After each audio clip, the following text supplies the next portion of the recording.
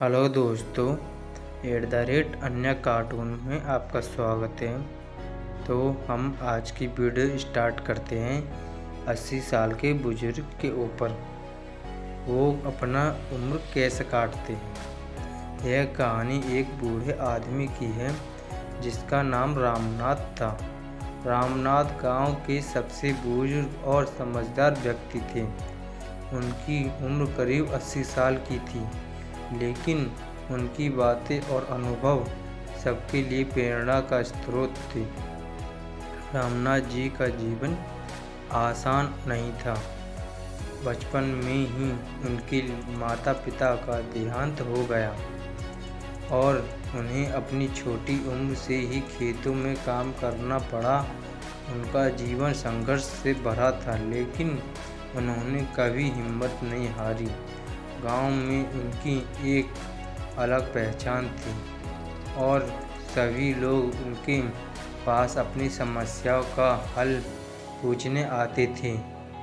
रामनाथ जी ने शादी की और उनके 4 बच्चे हुए, पर दुर्भाग्य से उनके बच्चे बड़े होते ही अपने काम से शहर चले गए। बूढ़े रामनाथ अकेले रह गए। उनकी पत्नी का भी देहांत हो चुका था और अब वे अपनी यादों के सहारे जी रहे थे। हालांकि गांव के लोग हमेशा उनकी देखभाल करते, लेकिन उनके बच्चे शहर की जिंदगी में इतने व्यस्त हो गए थे कि वे अपने पिता का हाल चाल लेना भूल गए। एक दिन गांव में एक बड़ी समस्या खड़ी हो गई।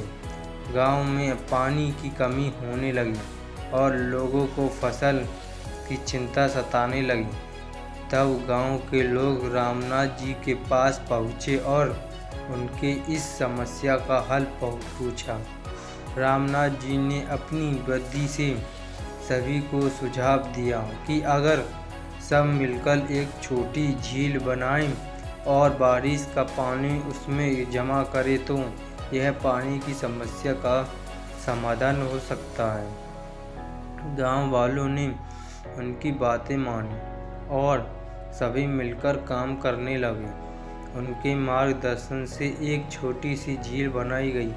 कुछ समय बाद बारिश हुई और झील में पानी भर गया।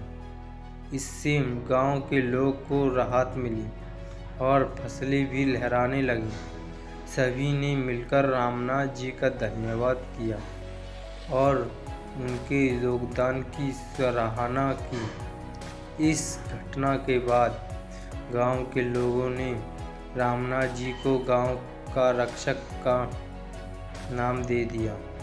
उनके बच्चों को भी अपनी गलती का एहसास हुआ और वे लौट गए।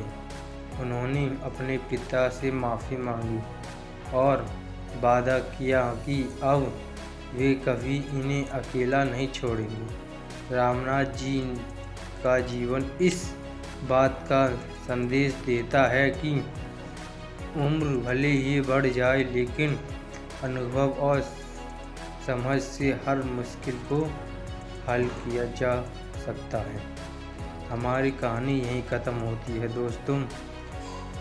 हमें अपने माता पिता की हर बातें माननी चाहिए।